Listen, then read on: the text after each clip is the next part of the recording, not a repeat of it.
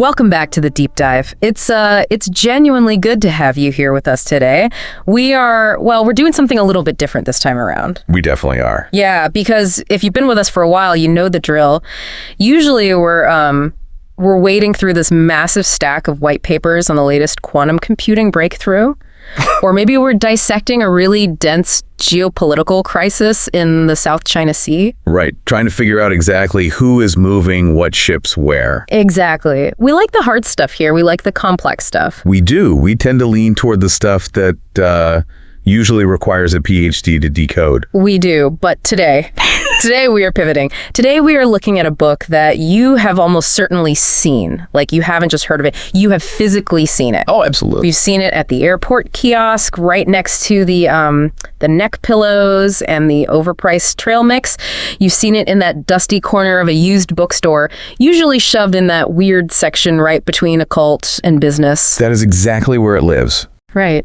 And you have definitely seen it on the shelf of that one friend who is really, really into manifesting and, burning sage to clear the bad vibes. It is arguably the grandfather of the entire modern self-help genre. It's ubiquitous. I mean, it's practically the beige wallpaper of the spiritual world. The beige wallpaper. That is the perfect description. We are talking about The Power of Your Subconscious Mind by Joseph Murphy. Now, I know what you're thinking. I can hear you right now thinking, okay, have they lost it? Are we about to spend an hour chanting affirmation? Are we going to talk about how to magically wish for a Ferrari? Right. Or manifesting a prime parking spot at Whole Foods. And honestly, if that is all it was, we wouldn't be dedicating a deep dive to it. Exactly. So hold on, stick with us, because the stack of research you brought to the table today is honestly fascinating. It completely flipped my perspective on this.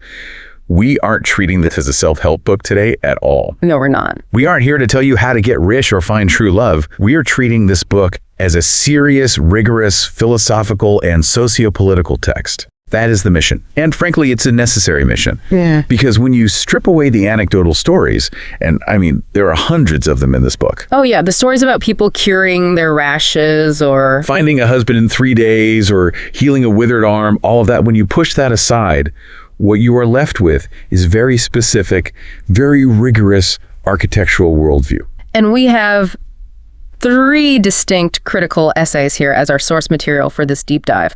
One is on the book's philosophical foundations, one is on its social impact, and one focuses on its political undertones. And it's important to note that these aren't just casual book reviews. Right. No, together they argue that this isn't just a guide to getting a promotion at work. It's a radical redefinition of reality, of God, and of the entire social contract.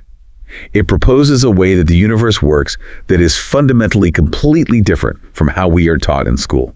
I was honestly surprised by just how deep the rabbit hole went with this. I read the book years ago, well, skimmed it really, and I always just thought it was about positive thinking. You know, the Norman Vincent Peale stuff. The whole smile and the world smiles with you routine. Exactly. Keep your chin up, that kind of thing. But reading through these notes, reading these critical essays today, it feels way more like we're discussing simulation theory. It feels like we're talking about The Matrix. It is very much like The Matrix, but with a highly significant twist. Okay. Think about it. In the movie, Neo is trapped in a simulation built by machines.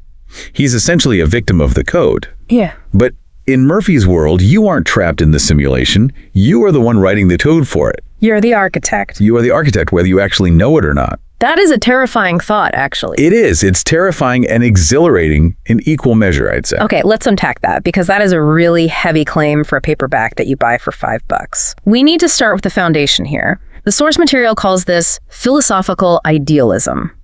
Now, I want to be really careful with our words here. Yes, definitions are crucial here. Right, because when we say idealism in casual conversation at a dinner party, we usually mean someone who has high hopes, right? Like someone who is naive, maybe a bit of a dreamer. Exactly. You hear people say, oh, he's such an idealist, he thinks he can save the world. That's the common everyday usage. But in academic philosophy, specifically in ontology, which is the study of being, right? What actually exists. Precisely. In ontology, idealism is the distinct polar opposite of materialism. And again, just to clarify for everyone, by materialism, we don't mean loving money and buying fast cars. Correct. We aren't talking about consumerism or going to the mall.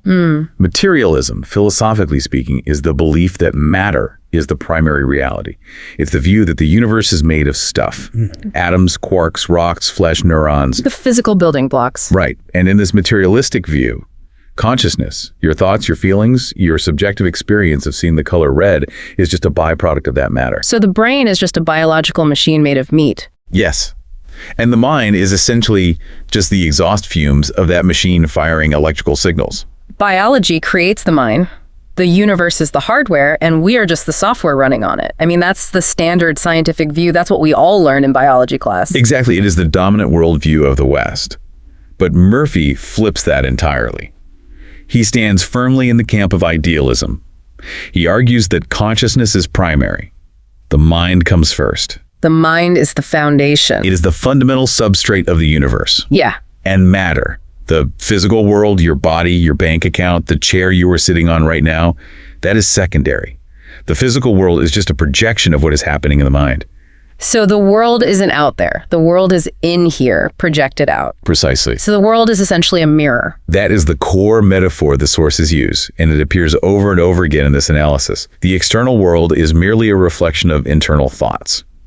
Let's think about it this way. If you stand in front of a bathroom mirror and you see a reflection of yourself frowning, and you decide you don't like the frown, what do? I smile. I change my own face. Right. You change you. You don't reach out your hand and try to physically manipulate the glass of the mirror to force the reflection's mouth into a curve. That would be insane. It would be. You inherently understand that the reflection has no substance of its own. It is completely a slave to the original. Okay, I follow that. Well, Murphy is arguing that most people live their entire lives trying to manipulate the glass. They're trying to change their circumstances, their reflection, by moving matter around, by struggling, by fighting the external physical world. But they haven't changed the source. Exactly. They haven't changed this subconscious belief, so the reflection fundamentally cannot change. Man, that is a trippy concept, because it implies that nothing out there is actually fixed. It's all fluid, just waiting for the mind to mold it. It reminds me of, well, the notes actually mention a specific connection to Western philosophy here. Bishop Berkeley. Yes, George Berkeley. He was an 18th century Irish philosopher and Anglican bishop. He is highly famous for the concept of esse est percipi, which translates to be is to be perceived. Oh, the old if a tree falls in the forest guy. That's the one. He essentially argued that material objects don't really exist independently of the mind that perceives them. If you look at a table, the table exists as an idea in your mind. But if you walk out of the room, does the table still exist? Well, Berkeley would argue it only exists because God is perceiving it. It requires a perceiver to be real. It cannot exist independently of consciousness. That sounds incredibly highbrow for a book that is literally sold in drugstores. And that is the absolute genius of Murphy. He takes this extremely high-level academic philosophy's subjective idealism and he democratizes it. He strips away all the Latin and the complex theological arguments. He makes it digestible. He does. He says essentially, yes, reality is mentally constructed and you are the constructor. He puts the power of the observer directly into the hands of the everyday reader. But it's not just Western philosophy we're dealing with here, is it? Because the sources point out a huge connection to Eastern thought as well, specifically something called Advaita Vedanta. This seems to be where the subconscious part gets really, really spiritual. This is where Murphy's background gets incredibly interesting. He was an ordained minister in divine science, but he spent considerable time studying Eastern religions. He was writing in the mid-20th century, right when Eastern philosophy was really starting to seep into the West. Right. And the source material draws a direct, explicit parallel between Murphy's concept of the subconscious mind and the Vedantic concept of the unity between the Atman and Brahman. Okay, we need to slow down and break those terms down for the listener who maybe hasn't taken a yoga philosophy class recently.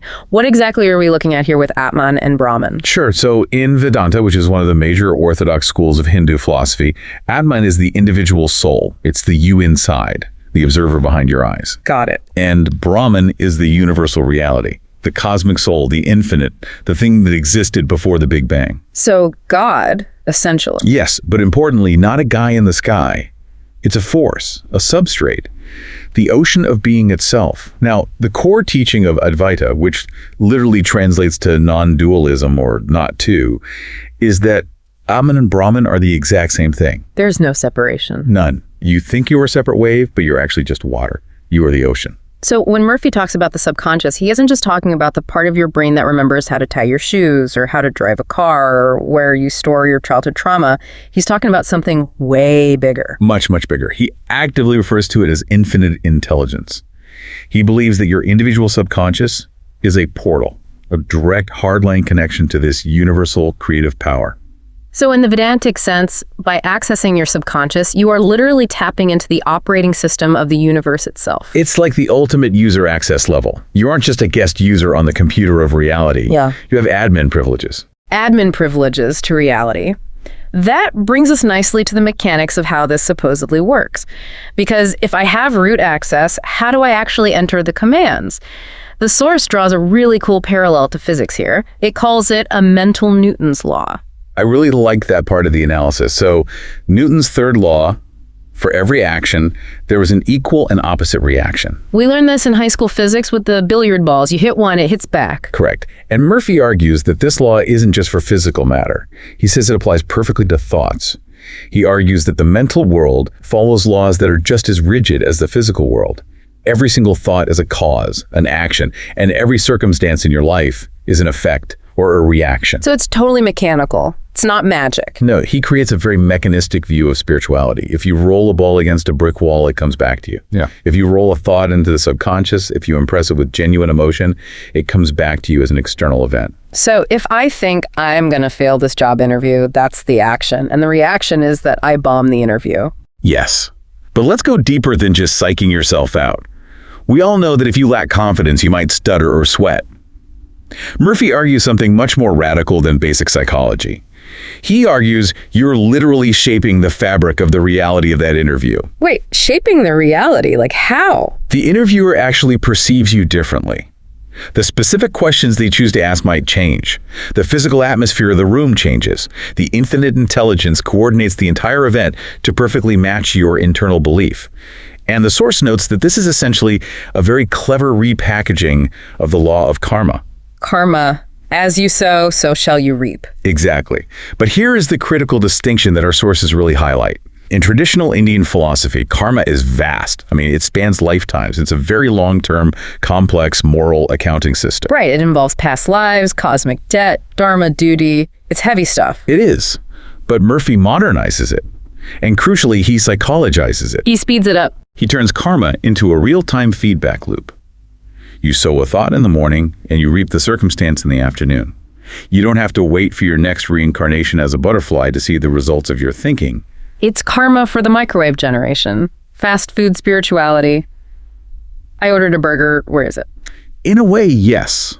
But we need to understand that this creates a very specific definition of God, too. We need to touch on that because it's radically different from the traditional religious view that many people grow up with, especially in the West. Right. The notes mention that Murphy actively moves away from the personal entity God. He does.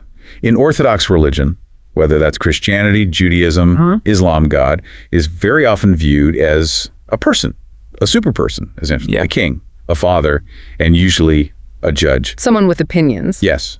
He watches you, he rewards you if you are good, and he punishes you if you are bad. But Murphy's God is completely, totally non-judgmental. He doesn't have a beard and a throne. No. Murphy defines God as infinite intelligence, or simply a creative principle. And the best analogy here, which the sources bring up brilliantly, is electricity. Electricity. Okay, lay that out for me. Think about the electricity running through your house right now. Does the electricity care if you use it to power a ventilator at a hospital to save a life? Or if you use it to power an electric chair to execute someone? No. It has no moral opinion. It just flows. Exactly. It is a completely neutral power. It just fulfills the circuit. Murphy argues God is exactly the same. The source explicitly aligns this with pantheism and the New Thought movement. The power is neutral. It just says yes to whatever you impress upon it. If you say life is hard, the infinite intelligence says, okay, life is hard, and it literally makes it so. It's not punishing you for complaining, it's just fulfilling your order at the restaurant. That is incredibly empowering on one hand, because it means no one is up in the clouds actively smiting me. But it is also terrifying, because it implies we are constantly placing orders we don't even realize we're placing. And that is the hook. That is precisely why the book sells millions of copies. We live in a world that feels incredibly random.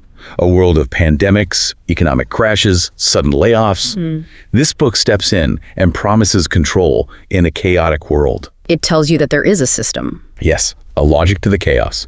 And more importantly, that you can learn to pull the levers. But this brings up a massive philosophical roadblock for me, and I really want to push on this point. What does this mean for free will? Because if I'm walking around with a subconscious full of bad programming from my childhood, let's say my parents always told me money is evil, or that I'm clumsy, or that I'll never amount to anything, then isn't my fate already completely sealed by that programming? Right. If the machine just prints what's on the file, and the file was written when I was 6 years old, am I actually free? That is the central paradox the source material highlights. It poses the classic philosophical question: is life predestined? Is there such a thing as fate? And Murphy's answer is a resounding no. He argues man is free because man controls the thoughts that create the destiny. But do we? I mean, really think about it. If the subconscious is running the show, and the subconscious is programmed by the past, aren't we just biological robots acting out old scripts? I don't consciously choose my next thought. Usually it just pops into my head. That is a highly valid philosophical critique. If you look at modern neuroscience, there's a lot of evidence that the brain decides things before we are consciously aware of the decision. Right. And Murphy actually acknowledges the programming. He readily admits we were walking around full of old, bad code. But he offers a practical solution rather than getting bogged down in the philosophy. He says simply, change the thoughts. He believes you have the conscious capacity, the active choice right now, in this exact second, to overwrite the code. So we are hackers of our own mainframes. We just need to hit Control-Alt-Delete for the brain. Yes. And this touches heavily on epistemology, which is the study of how we know what we know.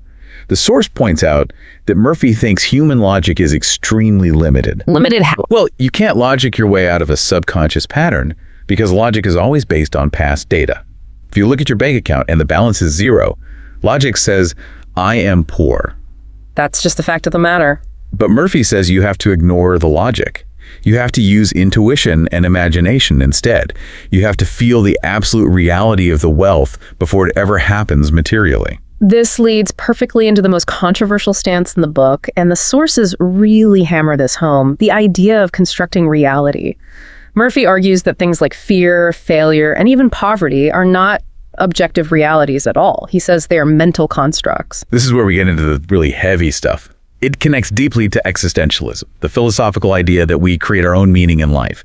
But Murphy takes it a massive step further. How so? Well, an existentialist like Jean-Paul Sartre might say, poverty is real, it's a material fact, but I decide how I feel about it. I decide if it defines my essence as a person. Okay. But Murphy says no. Poverty is literally just a mental state. It is a shadowy illusion created purely by a belief in lack. That's a massive distinction. One is about your attitude toward reality, and the other is about ontology. It's about the nature of reality itself. It is. And the expert analysis in our source material explicitly calls this philosophically risky. Sure, it's empowering because it means you can theoretically think your way out of poverty. But if reality is only mental, how do we explain a hurricane? Or an earthquake? Or global pandemic? Right. That's the very first thing I thought of when reading this. Did I manifest the earthquake? Did the people standing in the path of a Category 5 storm just have hurricane consciousness? Because that seems entirely absurd. That is the breaking point of this extreme form of idealism. The source specifically mentions natural disasters as the primary counterargument here. If a tree falls on your house in a storm, is it because you had falling tree thoughts? Probably not. Physics exists. Tectonic plates exist. Yeah. Exactly. But Murphy focuses almost entirely on the individual's subjective experience, very often completely ignoring the external chaotic nature of the physical universe. He doesn't really have a good answer for the hurricane, other than perhaps arguing that your reaction to the hurricane is the only thing that actually matters. And that intense focus on the individual, that laser focus on you create your world, leads us directly into the next segment of our deep dive, the social impact. Because if everyone in a society starts believing that thoughts create reality, that inherently changes how that society functions, doesn't it? Absolutely it does. This isn't just about you anymore, it's about us. It's about the collective. The source material identifies that this philosophy pushes a very strong form of individualism. Which makes logical sense. If I am the creator of my entire world, then I'm the center of the universe. I am the star of the movie, and everyone else is just an extra. Correct. And the pros of this mindset are pretty obvious. It promotes intense self-reliance, confidence, and taking personal responsibility. It stops people from feeling like helpless victims of fate or victims of the government. It creates a very proactive citizenry. But the cons? Well, the cons are highly significant. It fundamentally risks completely ignoring social structures. Let's talk about that mental poverty concept again. The source notes that viewing poverty as a mental state is incredibly problematic in societies that have deep structural issues. They specifically mention the caste system in India, or economic inequality right here in the West. This is the critical sociological critique of the text. Imagine telling someone who was born into a lower caste in a rural village in India, a place where for thousands of years there have been rigid, inescapable rules preventing them from owning land or getting an education. Right. Or imagine telling someone born into systemic poverty in an inner city in the US, where the public schools are drastically underfunded and there's simply no jobs. Imagine looking them straight in the eye and saying, your poverty is simply a state of mind. You just need to visualize better. It feels completely tone deaf. Actually, it's almost cruel. It totally ignores the fact that there are real physical barriers. We're talking about laws, zip codes, bank lending practices. Those aren't thoughts. Those are concrete walls. Exactly. And it creates a very real danger where society just ignores the structural roots of injustice altogether. If we all start to believe poverty is just a mindset issue, we stop looking at education gaps. We stop looking at wage suppression. We stop looking at healthcare access. We just say, oh, that person just needs to fix their subconscious. It absolves society of any collective responsibility. It completely lets the system off the hook. It shifts the burden entirely onto the individual. It basically suggests that if you are suffering, it is exclusively because you aren't thinking right. It's the just world hypothesis on absolute steroids. That's the psychological cognitive bias, where we inherently assume people get exactly what they deserve. So if you are rich, you must be a good person or spiritually aligned. And if you are poor, you must be deeply out of alignment. That is a really dark side to a philosophy that presents itself as so sunny and positive. But on the flip side of the social impact, the source mentions how this philosophy impacts personal relationships, and that part seemed a little bit more positive. Yes, Murphy's ethics are actually quite interesting. He aggressively promotes forgiveness, love, and harmony. But not necessarily for the sake of the other person. He isn't saying turn the other cheek because it's the high moral thing to do. Right, it's about mental hygiene. He argues that holding a grudge is like drinking poison and expecting the other person to die. That's a classic line in this space. He genuinely believes that negative thoughts about other people, things like hate, resentment, petty jealousy, actually destroy you. Because they rot your own subconscious. Yes.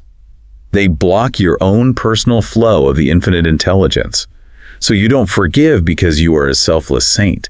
You forgive because you personally want to be healthy and successful. He's like selfish altruism, utilitarian forgiveness. I forgive you solely so I can go make more money. In a way, yes. It's incredibly pragmatic. But the end result is still social harmony. If everyone is walking around busy forgiving everyone else just to keep their own vibrations high, you essentially get a much more peaceful society completely by accident. I can definitely see that. I'm not yelling at you in traffic because I don't want to ruin my manifestation flow for the day. Hey, whatever works, right? If the final outcome is peace, does the internal motivation really matter that much? And this pragmatic approach flows directly into the corporate world too. The source mentions the concept of prosperity consciousness. Oh, this is huge.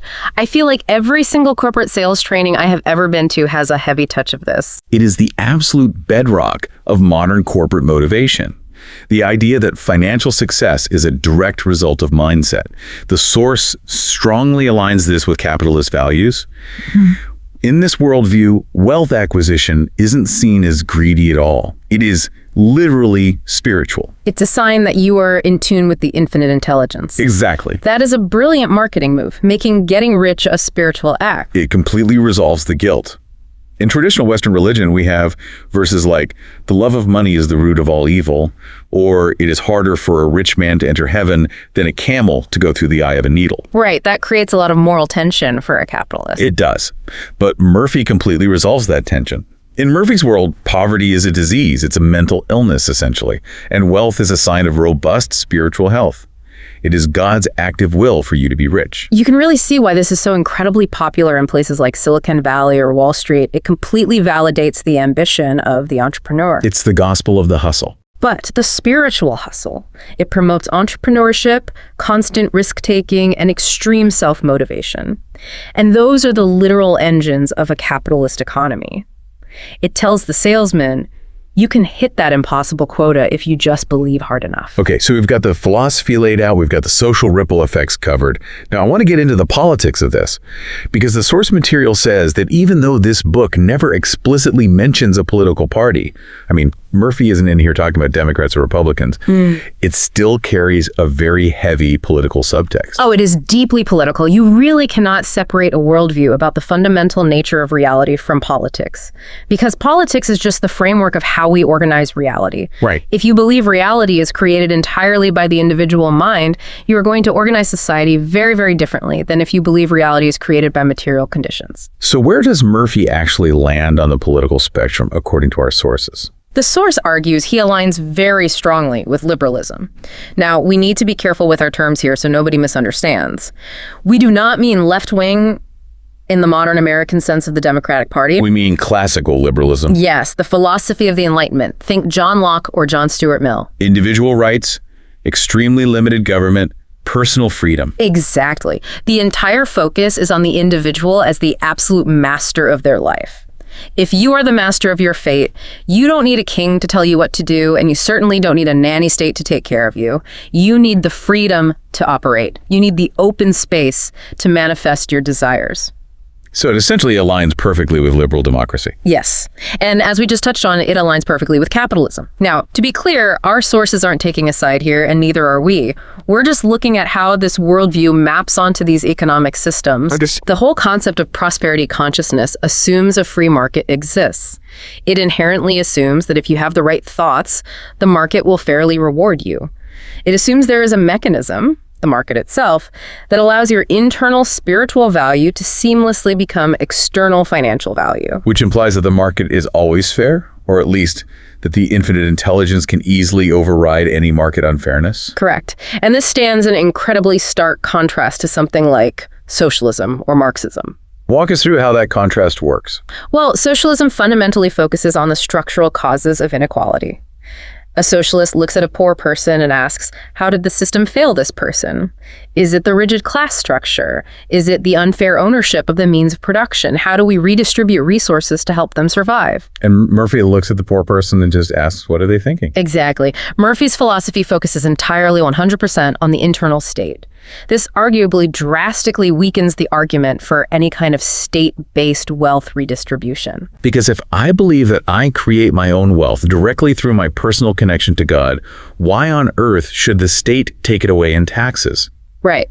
And conversely, if I believe someone is poor solely because of their poverty consciousness, giving them a welfare check won't actually help them. They'll just lose the money anyway because their mind isn't right. Wow. When you put it exactly that way, it is a very harsh political stance masked as gentle spiritual advice. It essentially argues completely against the existence of the welfare state. It can definitely be interpreted that way. It is the ultimate pull yourself up by your bootstraps philosophy, except the bootstraps are entirely mental. But the source material also highlights this political resistance aspect that I found really fascinating. It connects to the idea of freedom and anti-authoritarianism. Yes, and this is where it gets incredibly nuanced. It's not just about lowering taxes. The source argues that internal mental freedom is the absolute required precursor to political freedom. Because if citizens are fearless, if they truly deeply believe they are backed by infinite intelligence, that they are literally one with God, they cannot be easily oppressed by authoritarian regimes. Because you simply can't scare someone who believes they control reality. Exactly. Fear is the primary, indispensable tool of the tyrant. How do dictators actually rule?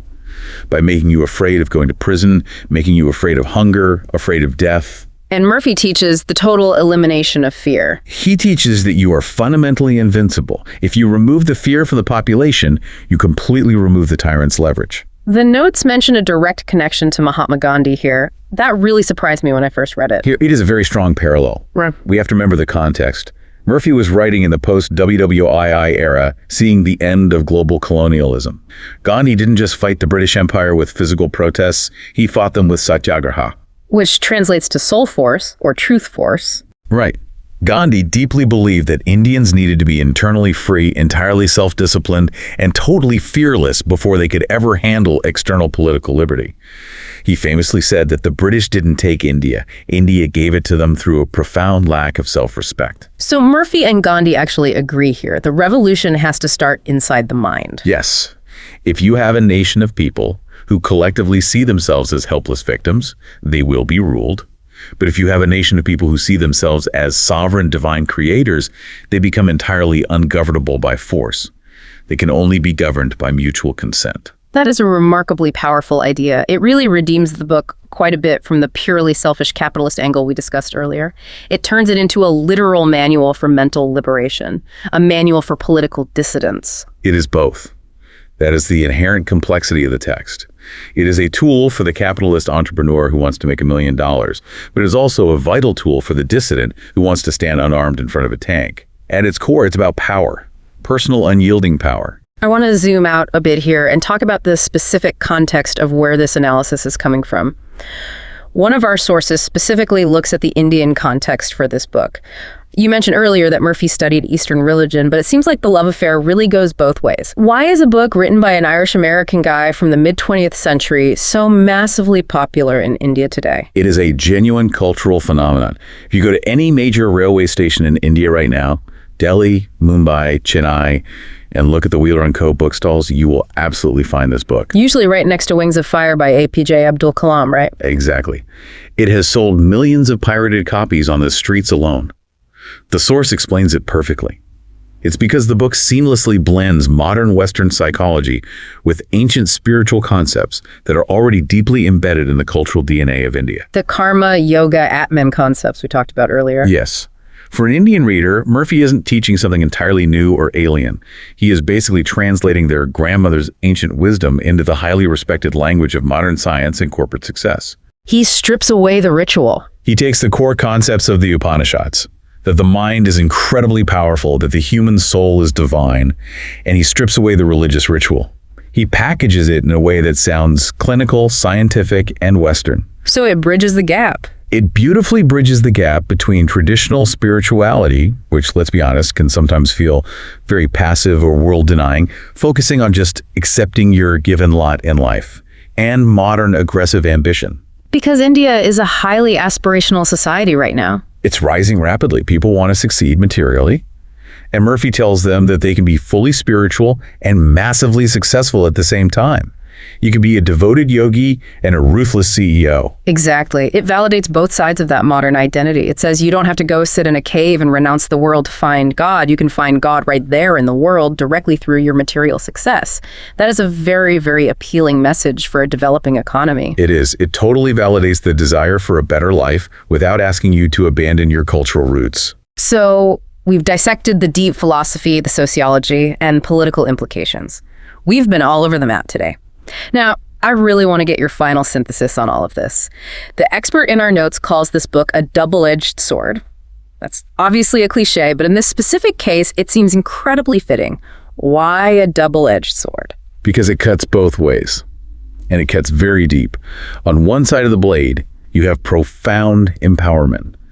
It gives absolute agency back to the individual. It says, you are not a helpless leaf blowing in the wind. You are the wind. That is incredibly valuable for mental health and baseline motivation. It pulls people out of deep depression. It pulls people out of chronic passivity. It gives people tangible hope. And hope is a very powerful drug. It is a biologically necessary drug. Without the fundamental belief that you can actually change your life, you simply won't even try. But the other edge of the sword. The other edge is brutal victim blaming.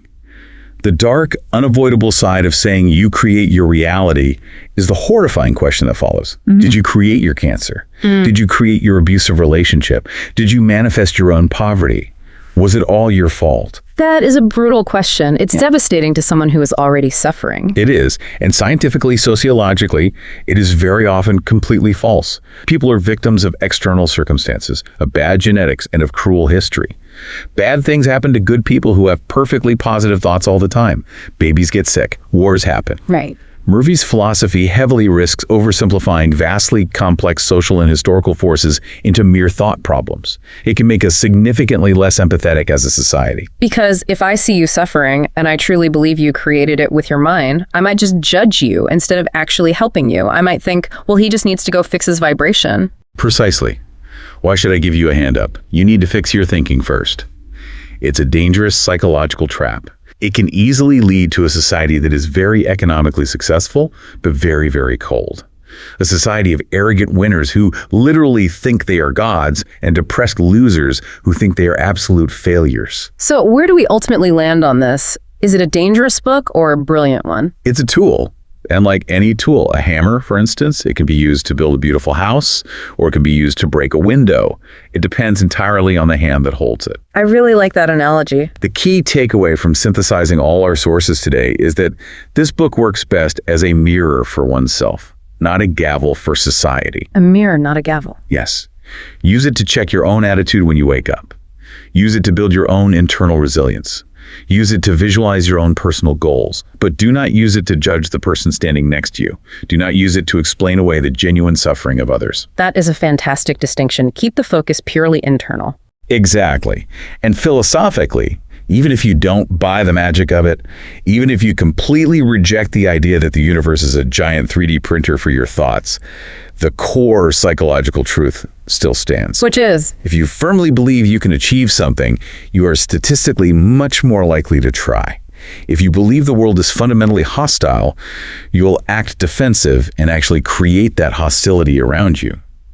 Our internal narrative absolutely does shape our lived experience, even if it doesn't literally control the weather. We have traveled a really long way in this deep dive, from idealist philosophy and George Berkeley to the modernized mechanics of karma, all the way through the capitalist boardroom and liberal democracy, and finally to Gandhi and the Indian railway station. It's a whole lot more than just positive thinking, isn't it? It really is. It presents itself as a simple self-help book, but it's really a theory of everything. It is a theory of everything that puts you firmly in the driver's seat. And that brings me to the thought I want to leave you, our listener, with today. The provocative closing thought. Let's hear it. We have spent this entire deep dive discussing the profound idea that thoughts shape reality, that what plays continuously in the theater of your mind manifests in your physical life, that your subconscious is the projector of your world. Right. But in today's world, where exactly do our thoughts come from? That is the real question. We are constantly, endlessly bombarded by algorithms.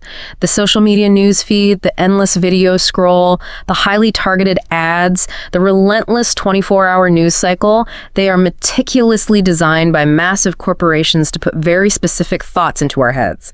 Fear, desire, outrage, inadequacy. They're actively programming the subconscious. Yeah. They're writing the code for you. Exactly. If Murphy is right and the subconscious mind creates our physical reality and the algorithm is currently programming the subconscious mind, then who is actually writing the script of our lives? Is it you? Or is it the feed you scroll through at 2 in the morning? That is a chilling thought to end